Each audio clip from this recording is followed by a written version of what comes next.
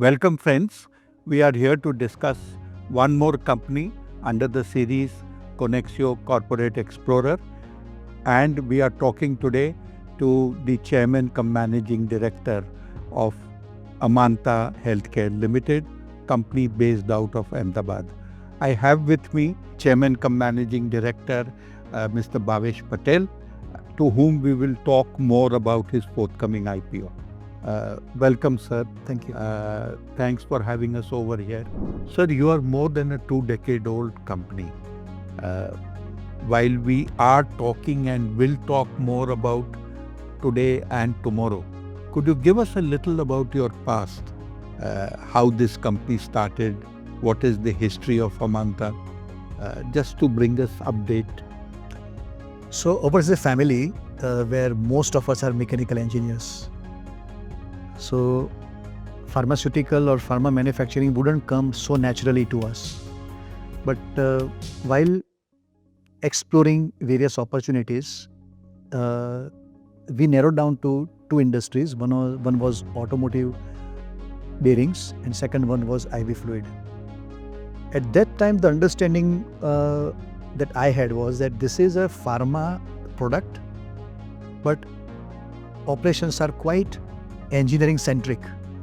So, like there is no fermentation, no chemical reaction, no heavy chemistry involved, no purification, separation and things like that. The products are pretty much straightforward. You're mixing and that's about it. It's not as simple that we realize today, but in the beginning that was the perception, and all the equipment or machinery involved was quite engineering centric. So we liked it. But most important parameter for deciding was, I had actually three parameters in my evaluation. One, it has to be capex intensive. Second, there should not be any notional asset creation like brand or IP or things like that. And third, there should be room to grow within the space. Okay. So other industries we identified, they were either like OEMs or most of the spending was on branding and things like that. So somehow there was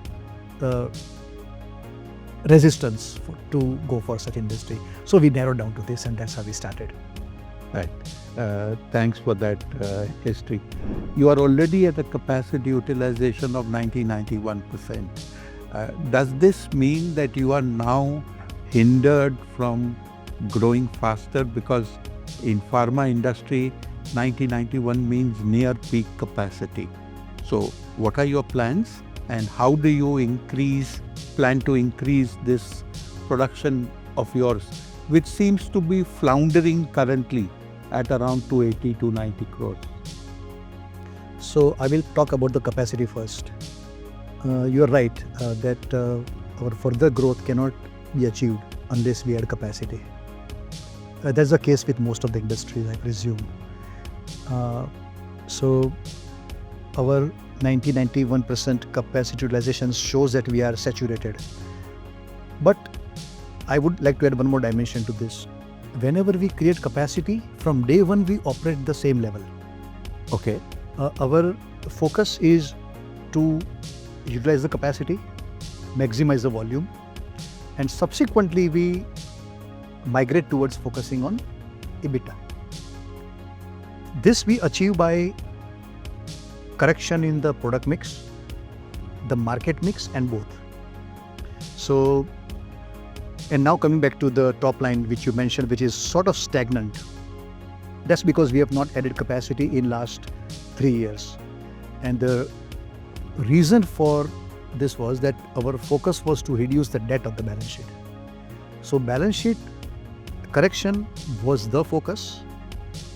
And now that we have achieved it, we have availed cheaper debt and replaced expensive debt. We also got growth capital. And now we are planning to have equity infusion. So all this combined together would result into doubling of the capacity of Steriport, for instance, 60% increase in the capacity of SVP. So both these initiatives will not only result into growth in top line, but will give a long pathway for improving our EBITDA margins also, apart from EBITDA in absolute sense. So that's how I would summarize. So Bhavesh bhai, you've given us a lot of information in just this one question. As we discussed, our focus is on adding capacity in sterile port and SVP. So this would not only strengthen our position in that space, but these are also, I would say, more lucrative products for the company. Right. So I don't know if I answered your questions correctly. No, you've answered, and you've also given us a sense what could be a future turnover if one just considered the new addition in capacity and the fact that you say in about 2 to 3 years you reach optimum capacity in that. Very interesting thought. Now, before we move on to more questions, let's take a look at the manufacturing facility, their products LVP and SVP, their ABFS and ISBM technology, and also see firsthand where the expansion is happening. So friends, we are at Kheda near Ahmedabad, where the factory of Amanta Healthcare is there. Behind us and actually around us, you can see a lot of construction work going on. This is the expansion that Amanta is planning from the IPO proceeds. They are setting up new lines to augment capacity as far as the company is concerned. I have with me the promoter and CMD, Bhavesh bhai. Let's understand from him what's the time schedule for this expansion. So Bhavesh bhai, you plan to add new capacities to your line.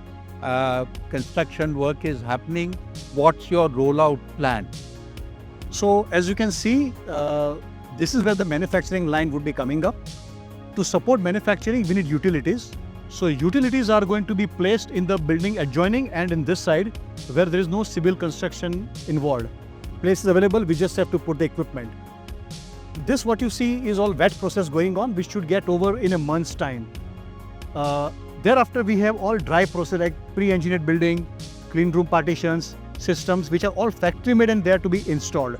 In my opinion, this process will take 1 month to complete the cementing and concreting work, and thereafter 3 months to do all the dry processes. So we are hoping to have stage-wise trials by end of October. Okay, and thereafter we may need some time to do qualification, validation and things like that. We are in the outside the clean room area of Amanta Healthcare Limited. Behind us, we are seeing the packaging, bottling plant of what is happening. I have with me Mr. Anil, who will help us to understand what exactly is happening at this place. Mr. Anil, you have 2 types of technology that you use, ABFS and ISBM. First of all, for our readers, viewers, if you could explain what these 2 technologies mean.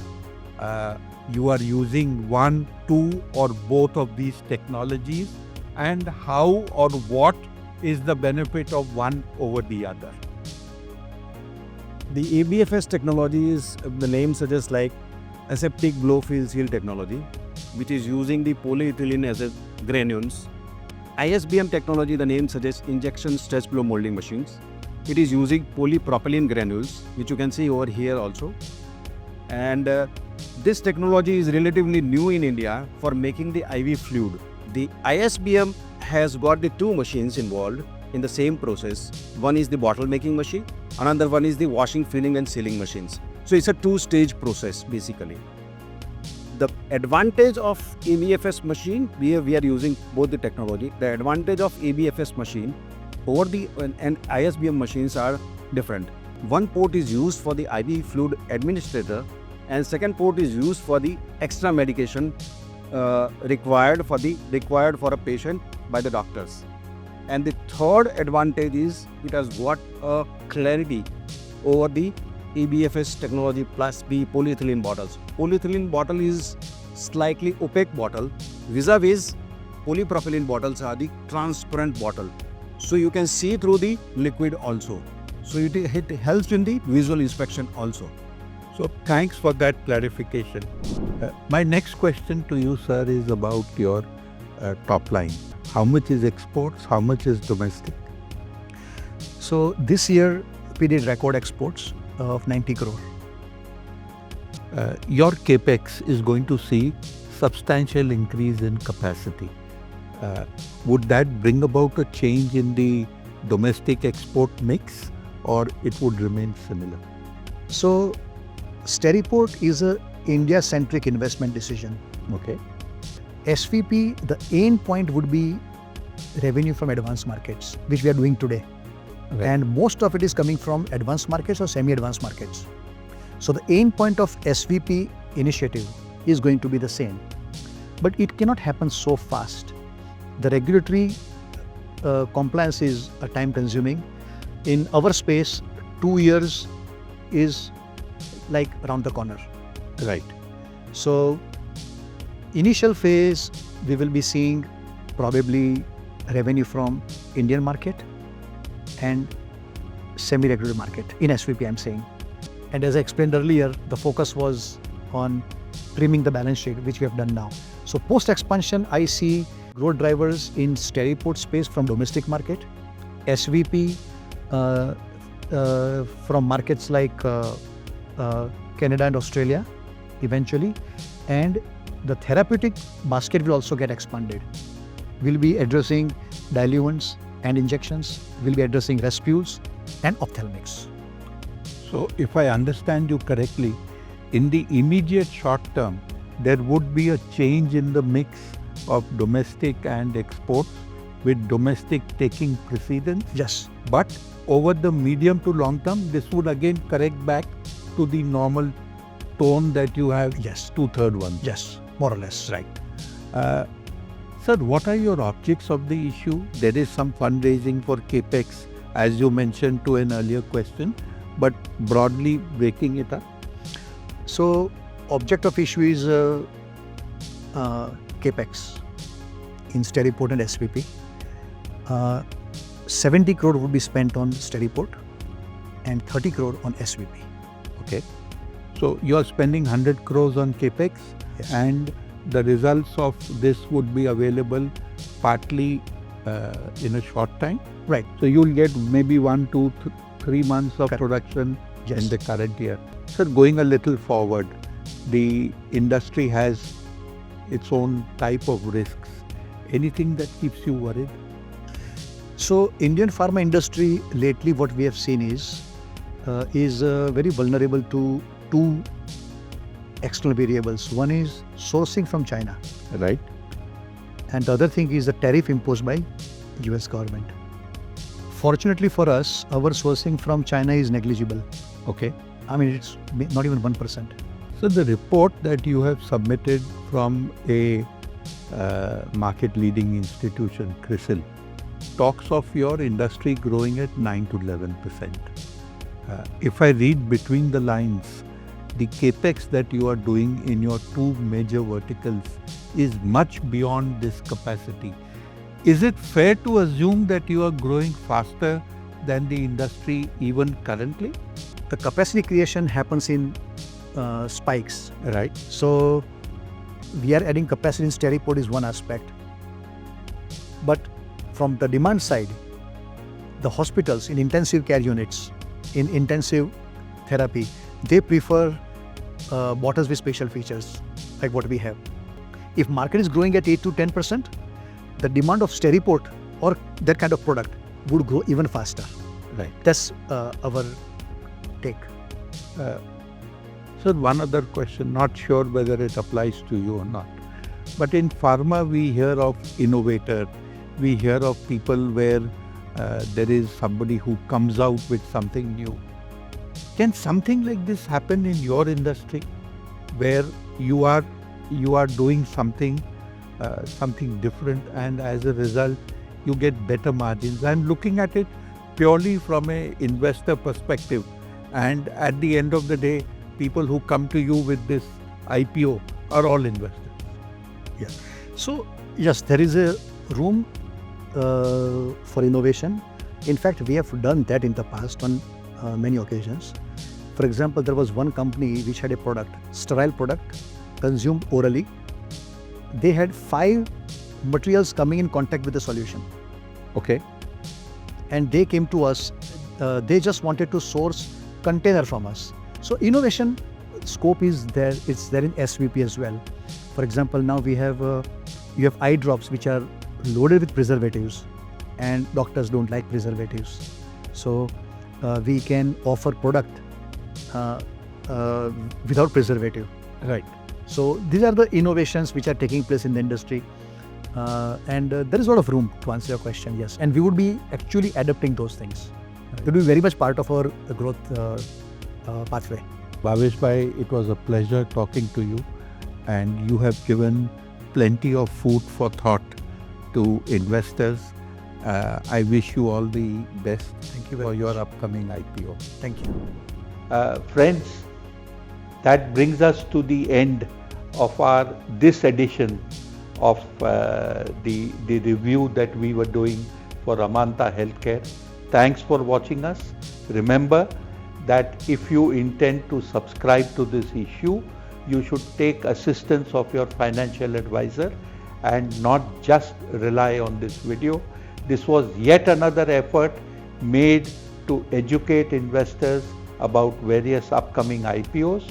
This was an initiative by Konexio Corporate Explorer. Thank you.